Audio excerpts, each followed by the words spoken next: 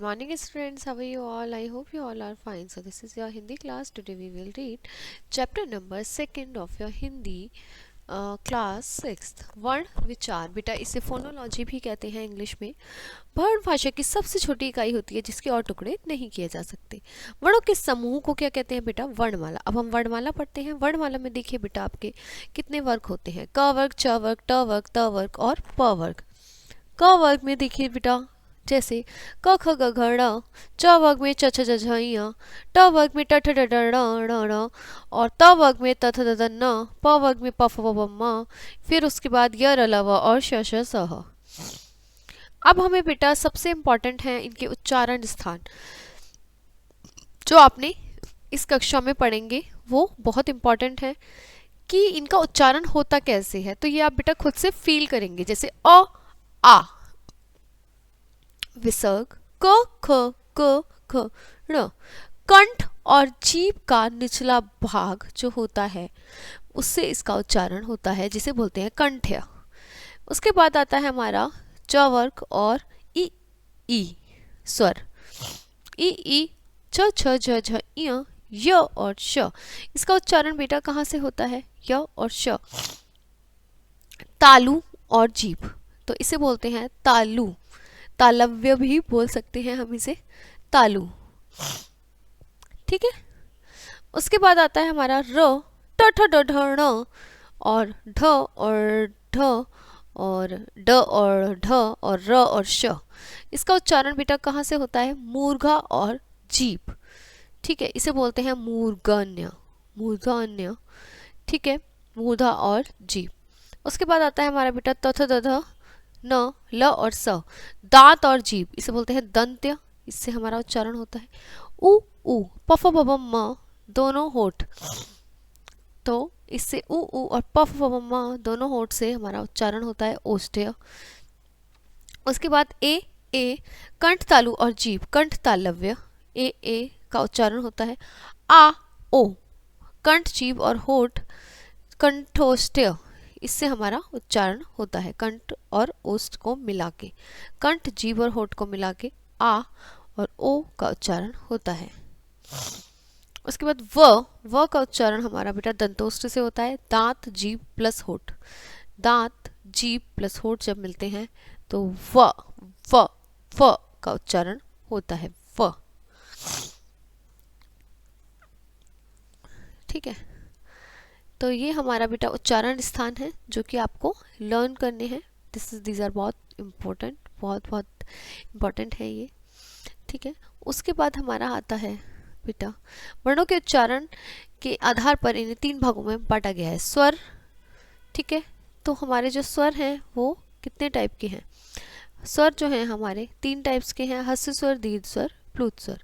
जिन वर्णों का उच्चारण करते समय मुख से वायु बिना रुके बाहर आती है उन्हें स्वर कहते हैं। ठीक है, वायु आ रही है बाहर पर बिना रुके। आ ई उ र ए ऐ ओ। स्वर 3 प्रकार के होते हैं, ह्रस्व स्वर, दीर्घ स्वर, प्लुत स्वर। और ह्रस्व स्वर में क्या होता है? सबसे कम समय लगता है इनके उच्चारण में, जैसे ओ ई उ र। दीर्घ स्वर में जो है वो दुगना समय लगता है ह्रस्व स्वर से। आ ई उ ए ऐ ओ। प्लुत स्वर में उच्चारण में ह्रस्व स्वर से 3 गुना टाइम लगता है, 3 गुना। जैसे कि ओम, भैया, चाची। तो इसमें 3 का अंक लिखा गया है। इसका तात्पर्य है कि ओ आ ई का उच्चारण ह्रस्व स्वर से 3 गुना अधिक समय लगाकर किया जाएगा। प्लुत स्वरों को मंत्रों का उच्चारण करते समय हम यूज करते हैं। उसके बाद आते हैं बेटा हमारे स्वर के बाद व्यंजन। जिन वर्णों का उच्चारण करते समय फेफड़ों से निकलने वाली वायु मुख में रुककर बाहर आती है उसे बोलते हैं, जहां पर मुख के नहीं रुकती तो वो बोलते हैं स्वर, और जहां रुककर बाहर आती है उसे बोलते हैं व्यंजन। तो व्यंजन में हमारे 3 टाइप्स हैं, स्पर्श व्यंजन, अंतस्थ व्यंजन, ऊष्म व्यंजन। स्पर्श व्यंजन बेटा कौन से होते हैं? जिन व्यंजनों का उच्चारण करते समय वायु कंठ, तालु, मूर्धा और दांत और होठों का स्पर्श करके मुख से बाहर आती है उसे बोलते हैं स्पर्श व्यंजन।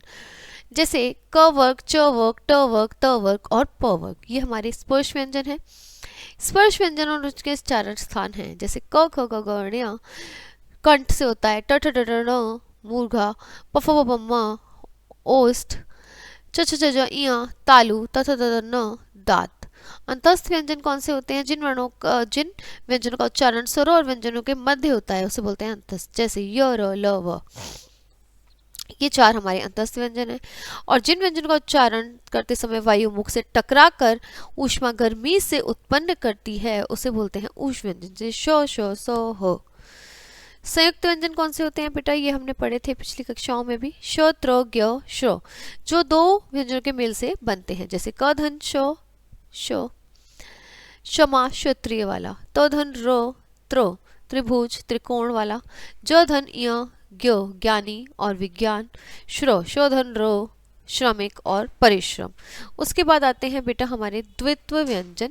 द्वित्व व्यंजन समान व्यंजनों से मिलकर बनते हैं, जैसे कि व्यंजन प्लस व्यंजन, क पक्का, च बच्चा, ज छज्जा, ट मिट्टी, ड लड्डू, त धन पत्ता, द हलंत प्लस द गद्दा, म हलंत प्लस म अम्मा, ल हलंत प्लस ल लल्लू, व हलंत प्लस व अव्वल। तो ये हो गए हमारे बेटा द्वित्व व्यंजन, जो एक व्यंजन के ऊपर दूसरा व्यंजन चढ़ा हुआ है आधा। ठीक है, उसके बाद आते हैं बेटा हमारे अयोगवाह। ऐसे व्यंजन वर्ण जो ना तो स्वर हैं और ना व्यंजन है, तो उन्हें कहते हैं अयोगवाह। अयोगवाह का अर्थ है योग ना होने पर भी जो साथ रहते हैं। इनका प्रयोग स्वरों और व्यंजनों दोनों के साथ होता है, जैसे अनुस्वार अंग, अनुनासिक अंग, चंद्रबिंदु, विसर्ग अ, ये तीनों अयोगवाह हैं। अयोगवाह के चिन्ह हमारे बेटा क प्लस अनुस्वार, जैसे चंदन, नरेंद्र, नींद और कंकड़ पे एक बिंदी आती है, अनुस्वार विसर्ग आता है। अनुनासिक में बेटा चंद्र बिंदी आती है, जैसे क पे अनुनासिक लगा तो बन गया क। अब कांच, आंगन, चांदनी और सांप। ठीक है बेटा, इसमें नायक की साउंड आती है, उसमें आंगन में भी नायक की साउंड आती है, पर इसमें जो है वो जोर से खींच कर आती है। विसर्ग में हमारा बेटा होता है, जैसे ह की साउंड आती है, क प्लस विसर्ग ख, अतः, प्रातः, दुख, निस्वार्थ, निस्वार्थ। ठीक है, अनुस्वार और अनुनासिक में क्या अंतर है? इसका उच्चारण करते समय हमें जो सांस है केवल नाक से निकलता है, जैसे चंदन, नरेंद्र, पंख, मंगल, नींद और कंकर। अनुनासिक का उच्चारण करते समय जो मुख और नासिका है दोनों से मिलकर प्रयोग होता है, जैसे आंगन, चांदनी, सांप, सांस, हंसना, पांच और गांठ। अब आते हैं बेटा हमारे शब्द। शब्द क्या होते हैं? वर्णों के सार्थक मेल से शब्द बनते हैं। वर्ण भाषा की सबसे छोटी इकाई है। इस प्रकार स्वर और व्यंजन के मेल से अनेकानेक शब्द बनते हैं। वर्णों के मेल से शब्द किस प्रकार बनते हैं, आइए देखते हैं।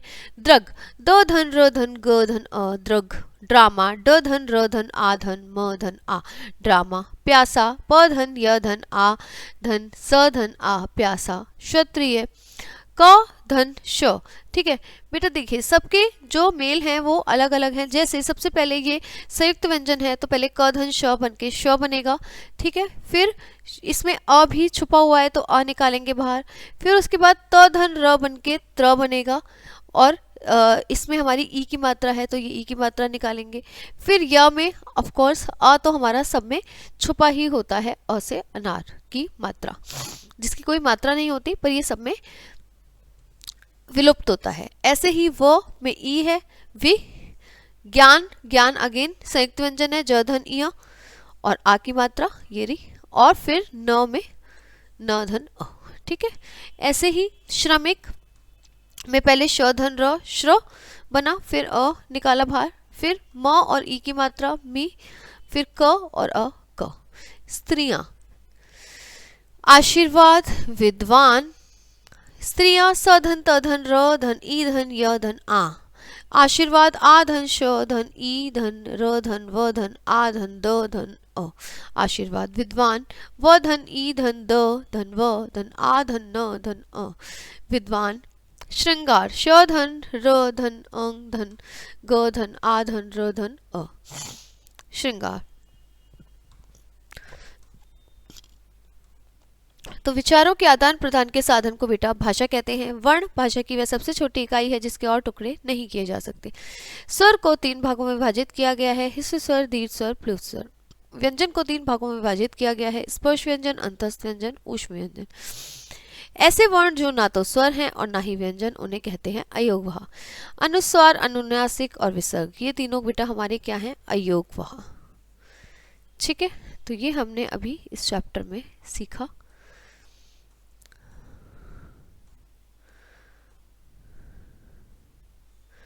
ठीक है बेटा, तो ये आपका था वर्ण विचार चैप्टर नंबर 2 जो यहाँ पर फिनिश होता है।